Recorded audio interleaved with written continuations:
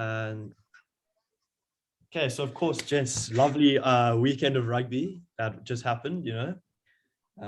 Couple thrashings took place. Oh. Couple upsets. Yeah. Of course, we here to chat about the big one, the Bokke versus Wales. Only one. Yeah.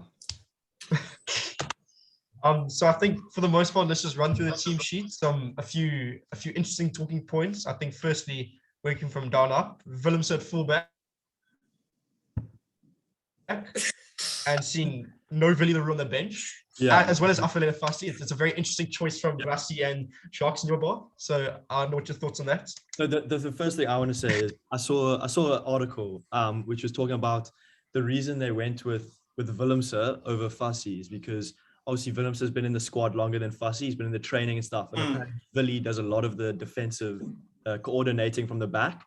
And apparently that's why Willems kind of got the nod over Fassi because he knows more of the defensive techniques. So that's just. I think another thing I saw was the fact that obviously Afellele's only had like 1 or 2 caps with the Springboks, and realistically, from I watched the interview with Jacques Sneeuwel, and he said that they're not trying to make Afellele play like tests in the Northern Hemisphere when he's only got like a few caps on his belt, and they'd rather try and test him in the Southern Hemisphere, like in a home stadium, before they send him off to play against like Wales in a grudge test match in Cardiff, if you know what I mean. No, the other thing that Jacques said is he said that like it's Willems's turn. Like he hasn't had many starts. A lot of his caps come off the bench, so it's his turn to get a start. And then unfortunately, obviously, he got injured pretty early on, which allowed for the GOAT France Steyn to come on. Had an absolutely insane game. Let's moving on. I think obviously Faf de Klerk injured. Herschel Jantjies starting. One of his first few tests starting. Well, he started a lot before. He started a bit, but obviously nowhere near as much as Faf. So it's very interesting to see his first test. His kicking was just levels below Faf's, and that's what I want to show. I think it was very and his decision making is there sometimes. Okay, we're going. So you look here. So I'll show you. So this is like one of his first kicks. If you look at it, kicks it up. Quality. Look how far it's going. Not contestable. Yeah, it's true. First thing. Because the thing is how we play. How we play is we play momentum rugby, so it has to be contestable for my pimpy or whoever to chase. Yeah, but and just in the game that. What the Wales players did is they actually blocked the runs, like the chase of my pimp very well. Because you can see it. Yeah, sorry. Even so, like it is like way too far. Obviously, it's gone out, which is unfortunate. Yeah, it's gone straight out. It is way too far. It's not contestable. Yeah. And if it had gone out, it would allow Wales to counter. Do you know what I mean? Yeah. And you can see even in this case, you don't even see anyone blocking them because they know it's too far. And like obviously normally with these sort of chases, you see Mapimpi and Khaleesi come with it because normally Mapimpi tries to catch, and then if not, then Khaleesi puts in the hits and goes for and then they go for the breakdown. But the thing is, like, there was just no point in having that then because it was just not contestable. And then again, another one, this just didn't go far enough. Just a shambles there. This is where the penalty. This is where they give away the penalty because they didn't backtrack. But I mean, it just wasn't fantastic kicking. I think they should have got earlier on in the game. There was the one off the maul as well when he kicked it. Or maybe that might have been the one off the I don't know. But me personally, I think Quobus's kicking is probably on par with Herschel's. Obviously, Herschel's wasn't really on par on Saturday, but I just think Quobus in his running game. And just how lethal his attack brings a different aspect. He's fast. Wow. He's so fast. And like I think his dad was a sprinter from what room. Yeah, and you don't score the quickest like World Cup hat trick ever. I mean, being some village on the sideline. Do you know what I mean? So I think I'd have him as my second place scrum off. I think I like Herschel in the sense that he brings a bit of an attacking. Obviously, he likes a bit of a snipe here and there. We've all seen his performances against like Australia in 2019, and obviously during the World Cup, he was I think he was obviously trying to stick to the system which Jacques has got him in. Obviously, he doesn't want to like play his type of rugby, and obviously that doesn't suit him just yet. And I feel like considering Corbus's experience and stuff, he probably fits the mold that we need for him to fit if he wants to start for the Springboks. But I still think it's very hard to disregard Herschel Yankees as like a third choice. Like it's a very tight contest. He's been very between good twice, and he is good. He is good. I just think Corbus, in my opinion, he just has a... Yeah. Corbus is just... I think I can understand that. Yeah, I can understand it. But yeah. And then what's next to look at here? Let's have a look. I think we can move down the team sheet. I know we were talking about it before we started, but looking at Bongi or Malcolm Marx, that whole thing. I think, and obviously, sorry, you can best if you want to. I think Bongi's just better. Obviously, he didn't have a great game this time, but I think Malcolm's kind of gone into that role of being an impact player, and he does it so well. So I don't know if I'd want him to start over Bongi. Yeah. So I saw it the way I would like to think about it with Bongi and Malcolm is that obviously I think depending on your opinion, Bongi or like Malcolm may be a slightly better player or Bongi may be slightly better, but as an impact player, Malcolm Marx is so much better. And as a starting player, Bongi brings in so much more to the game, and he also brings an aggression that sets the tone of the game. Yeah. So I think it makes sense for Bongi to start, but obviously he's got I think there is obviously a few discipline issues and aggressiveness issues that you need to sort out. Because he has costed us a few points and Oxfordshire. You're that. Yeah. He gave away two quick penalties. That's what we were just thinking. Obviously, I know Kitshoff is very good for the bench, but it also brings to the question that maybe it's time for him to start because he's been chowing for. But I think maybe it's time for the spicy plum to get picked off the tree, if you know what I mean. See, but the thing is with Kitshoff is also like obviously we have from Mataz, but Mataz say that Kitshoff at school, he was like the second fittest guy in the whole team and he played prop. And we know, like, because we watch rugby, we can see Kitshoff can play literally when they start him, they play him for like 60 minutes. And then off. So he can play a long game. So I'd rather have Kitshoff starting and then you bring Ox or whoever off the bench, bomb squad time. To get those scrum penalties. But the scrum was dominant. No, I looked at this. I think Wales won. The Wales lost 3 scrum. Sorry, South Africa won 3 scrum penalties and Wales won none. Yeah, which is quite interesting. Our scrum is obviously, but I think a good point to also bring up is that like Ox is quite young. Let's be honest. He's not old. He's definitely younger than. And I think with props, a lot of the time props become better with age, and I think it's. Considering that Kitshoff's a bit more older, he's a bit more experienced, like obviously he's got that fitness, like it very much makes sense for him to start. But I think at the same time, if you want to give Ox that experience, then you can easily put him on the starting team because Kitshoff is perfectly capable off the bench. Yeah. Just last thing on the lineup, I found it interesting how they took Pollard off during the game and they put Elton on, but it was like Pollard wasn't having a bad game, but he was, I don't know. I think Pollard's game definitely wasn't up to standard, let's be honest. It wasn't, I don't think it was bad, but I just don't think it was good. Like it was quite an average. It was, but I found it interesting. Like his kicking wasn't bad, as in like his kicking for poles. No, they definitely improved, let's be honest, because it was quite bad for the last one. Yeah, so I found it interesting, but they put Elton on. And I actually I used to hate Elton a little bit when he used to come on, like when he used to. I'd enjoy him. He's not as bad. But he's actually decent as an impact fly-off. Yeah, like if Pollard isn't having he can also drain those like important penalty kicks and stuff. Because I'd back him over for goal kicking over Pollard. Even though he missed, 100%, I do agree. Yeah, I think it's just I don't know, just looking at how the game was played out, I think, obviously it wasn't a bad game for him, but like, I think Andre is definitely not in the form that he was when he was playing during the 2019 World Cup, let's be honest. Yeah, like he was very on form during that World Cup, and obviously we've seen quite a dip in form, even though his goal kicking has been struggling for the last bits. His general like decision making on the field has also been like a bit shaky at times, but I think for the most part, well, obviously his kicking has improved this game, so hopefully we'll see an improvement in the next year. Okay, next thing I want to go to is the line out now, because the whole game it was really aggravating me. So I don't know where it is now, like the first time, but the ref called a penalty for for early shove, he called a penalty, but he called it once, and the rest of the game he didn't call it. So this is just. But it was the rest of the first half. Yeah. So if you look here after, okay, this is just a replay. They'll show now. So look here. So we come out for the line out, obviously. So he goes down, and they start shoving there. Lut's still up. They're already shoving, yeah. So I'm gonna slow it down here. My quality is struggling, Jim. Sorry, it's a bit static. So if you go here, so he throws. Lut's in the air, and he gets taken there, and you can see him look at the ref. And they're ready, yeah. He hasn't even hit the ground. And they did it constantly, and the ref only called it like once, and that was early on, and then he didn't call it again after. Yeah. That.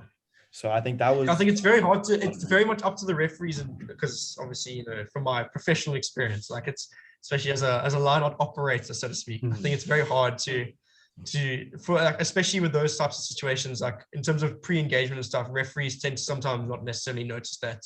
Yeah, it's quite hard to sort of. I think what I'm trying to say, it's very hard to distinguish when they're pre-engaging, even though it may seem obvious to the viewer at the time. Like I think in the moment, sometimes it just looks like accountable. It happened a lot. Yeah, it happened. Obviously, it happened a lot, but obviously, then at the same time, South Africa probably brought it up with the referee, definitely, which means that it didn't happen in the second half. Exactly, which means that it obviously stopped in the second half because Wales clocked, but clearly it was either a once-off pre-engagement or Wales realized that they probably shouldn't be committing the same sin anymore. Yeah. And now this is something I chatted to Dylan. I chatted to you earlier about the pitch invader. Now. Oh yeah.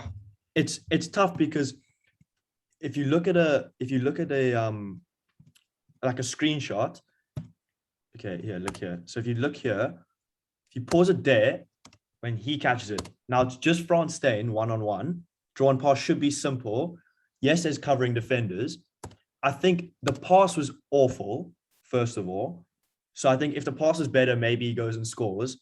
But if the pitch invader isn't there, maybe he runs a different line. So that's what I was about to say. The thing is, because of the pitch invader, you see, I think who's the one that catches the ball? I think it's Liam Williams, I think. Is it Liam Williams? Yeah. See, the thing is, Liam has to change his line because of the pitch invader. You can see he's initially running like 2 meters, 3 meters away from the touchline, and suddenly he's so much closer because of a nice angle. Okay, but okay, so theoretically, pitch invader isn't there. Okay, pitch invader isn't there. So he's closer, okay? What does that mean? Because that just means he's closer to the cover defense. No, but I think that means because he would have been closer to that 2-on-1, he wouldn't have got the pass as badly, which means it probably would have been a higher chance. If he ran a closer line, it could have just been an easy pop, whereas he had to like maybe pass it. But look, the pass is. But listen here. If you are the guy on the 2-on-1, would you come closer to the defender because it's easier? The guy, or do you just know?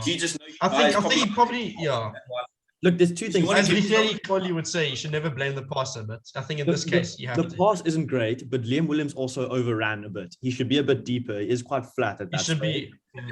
So it's if there's no pitch invader, does he score? Because then he catches here, and there's a lot of cover defense coming because the pass is still bad. I think if the pass is good, despite the pitch invader, he scores that. If the pass is decent, so.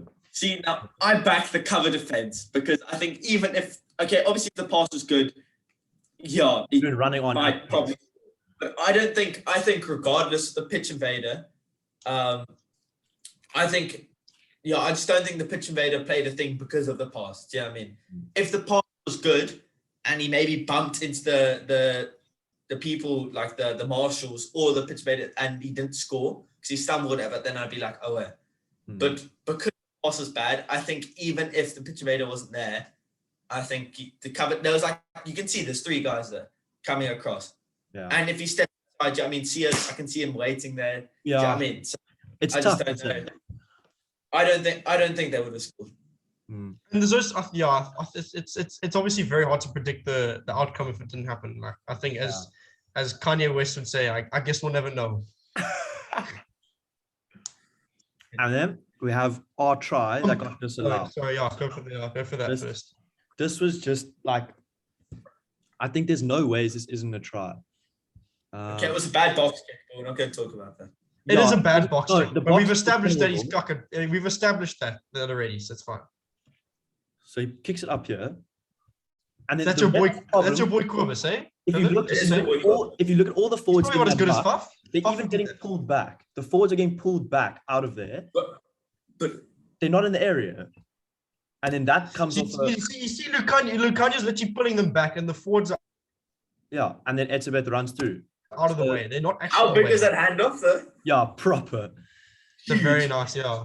But the ref's reasoning. And obviously, it's just a great support line from Sia and all them buggers. The ref's reasoning for not being a try was the fact that the forwards were still in the area. You see them retreating, like, clearly. So, I don't know. It just doesn't make sense. Yeah, I think maybe from the ref's view, it's just a delayed retreat. But I think either way, yeah, it's just. Yeah. Definitely. Yeah, but I think, do you have any other clips, best or because I was just gonna bring up something from the Wales side of the pitch, if you know what I mean. Yeah. Do you have a timestamp for me? I can. I do have a timestamp, and then I also want to talk about Dan Bigger. But if you could go to the 7th minute of the match by any chance. 7th minute. Yeah. So I haven't got a timestamp like on the YouTube video. Are we around the right area here? Yeah, go back, go like 10 seconds, okay? So I just want to point out, okay, so obviously man of the match, Franstein, but just look at this breakdown work from my boy Kwagga, okay? So just play the video there. I'm going to just slow it down. So you play there, right? And you see this ball. It's a great tackle from Sia and Marco, right? And it's a leg chop, which gives that space for Kwagga to open up. Kwagga's just jogging around the back. He's waiting for his time to strike, and as soon as he sees the opening, he just hits like that. Probably should have been a penalty for the turnover. I think it probably would have been nicer, but point is, you got the steal and we kicked that out. And just lurking there. And then bang. You just see him lurking in the back. He's obviously learning to read the game a lot better as a 15-a-side player, especially as a blind. I think as a 7. He's just obviously picking his moments a lot more, and he's just been absolutely phenomenal around the breakdown. For sure. And what was the other? And Dan Bigger. You'll see what's interesting. Something that I actually never realized in rugby, but like, you know, if you take contact straight or like, and then you start getting driven sideways, or if you like end up running sideways, it's a lot easier for the opposition to steal ball if you're running sideways for some reason. Maybe because the gate in which you can come through is bigger. Yeah. Or whatever, so there's more people to clean or something. But like, you'll see a lot of the steals during the game from both sides. It's like when the opposition ends up driving sideways, and then I think it's because the supporters are also going sideways with them that they can't come through the middle to clear, if that makes sense. It's a bit. I feel like it's a bit of a mix of that, because if it's a straight on sort of contact, like there's already bodies moving through the gate before the pretty much as. For sure. Just as the rucks form, whereas if it's sideways, I think it opens up a lot of opportunity because all the bodies are to the side of the rucks. So there's a lot more opportunity for someone to come in for the steal and that sort of thing. Yeah, obviously, yeah, it's interesting. And what do you want to say about Dan Bigger more? I just wanted to bring up just to mention, you know, like a little shout out. Even though Wales lost, I thought Dan Bigger had a very good game. He kicked superbly, and I think a lot of his tactical kicking was very good. And I think it's obviously. If it weren't for South Africa winning, I think he definitely would have won a man of the match. Potentially, yeah. What's the Wales 13 name again? Jonathan. 13 name. Jonathan Davies. I didn't catch his name. No. Jonathan Davies. Yeah, he captained the team. The 12. Oh, I don't know the 12. I don't know the 12's name. Jonathan Davies had not a very good game. He was a bit quiet, I think. Yeah, as a captain, anyways, he probably could have been a bit more. He got taken off, actually, and then he got, later. Look at. So, do you remember? Wait, is it here? Do you remember the penalty we conceded because holding because there was no clear release or something? Is it this one? No, it's not this. That's when Delende breaks the line. It's just also shout out to, I think Delende and Lucanio had very solid games. It wasn't anything flary, but you know, it was very solid defense work, and they just obviously, you know, reliable, so to speak. Very good game. There was something. So what happened was obviously Lucanio goes in for the steal, and then he got it perfectly, but then the ref said there was. Yes, I know what you mean. Yeah, it's here. But then I think he blowed the penalty against Damien, because if you look here, So Lucanio's like what? Because here it is now. I'll show it after here.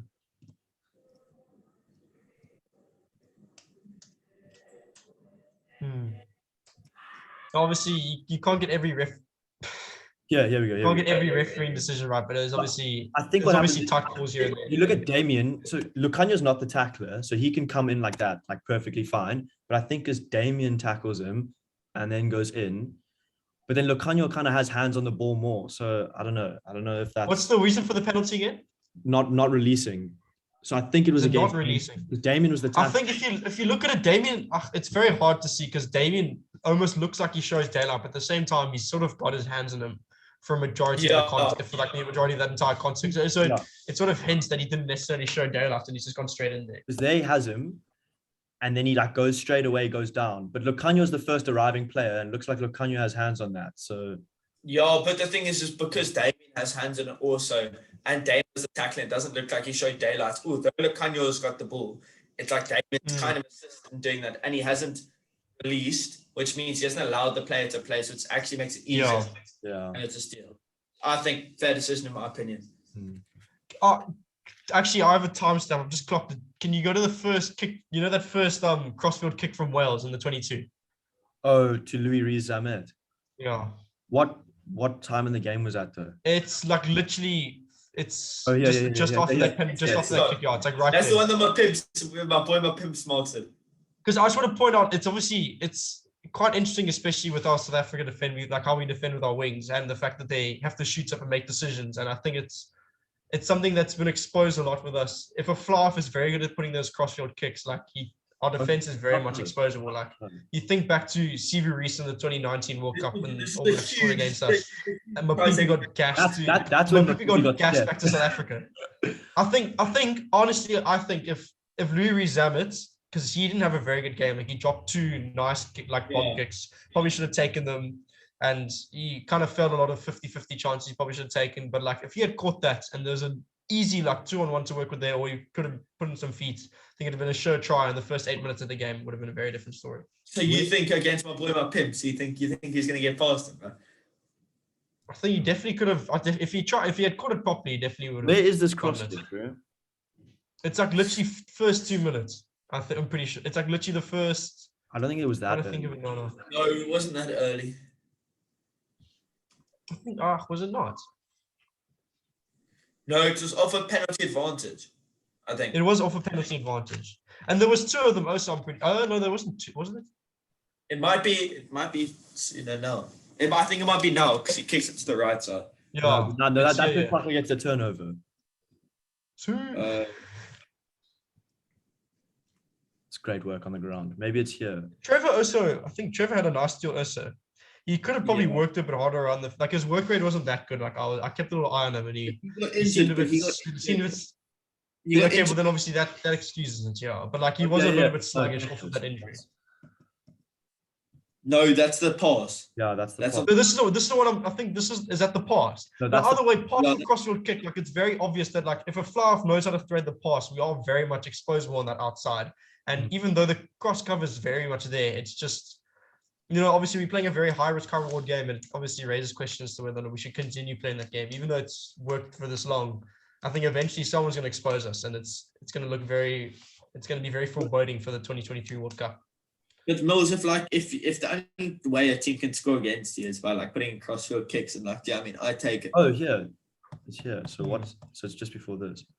Yeah, but like I'm pretty to be just more, to be honest, we didn't really score crossfield kick tries. We either score for scummy how do you call it, open play, or it's more. It's scrappy or more. It's always the one of the two. We never actually score like nice set piece tries. Yeah, Mills, it's coming now. I saw Pollock. I think it's this one, yeah. What? Here it is. It's just a one-on-one.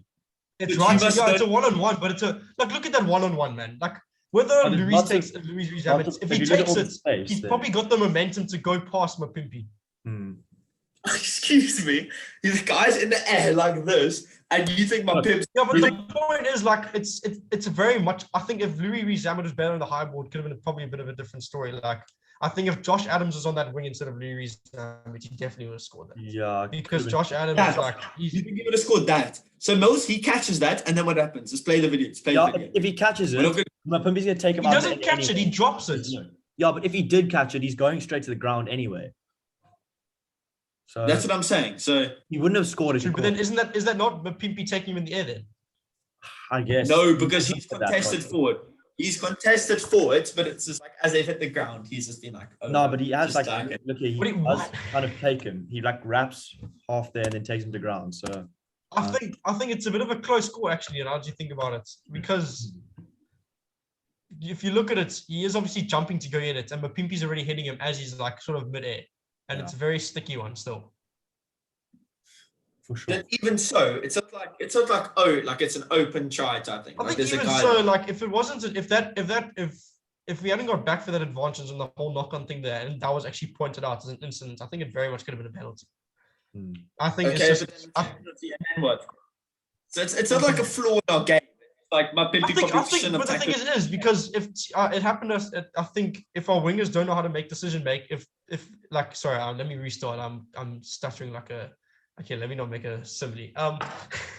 I think a big issue with our game is that like if teams work out how to make our wingers like make the wrong decision, so to speak. Like you see against obviously this is bringing up like an older game, but like obviously if you look at that. Trying to think what game it was. It was the